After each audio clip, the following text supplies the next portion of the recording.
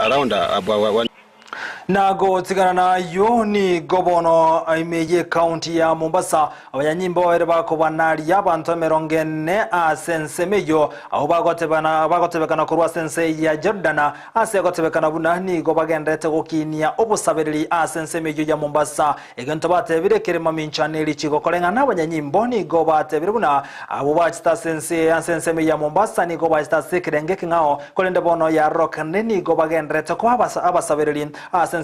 ya Mombasa naboni go batangira segedeseni ky'abanyanyimbo ekerobutuko imebogendrete kumanya anekerenge kenne kyabareta sense ya Kenya ana sensemeria ya Mombasa.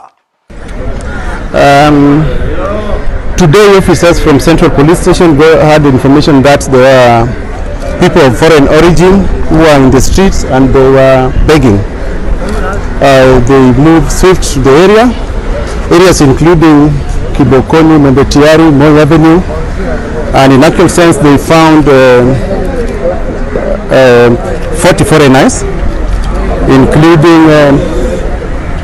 19 adults and 21 children. Upon finding them, they were brought to station for interrogation, and actually they were found that they are of Jordanian origin who had tourist visa. Officers from immigrations were called and it was confirmed that it is a tourist visa, and they were going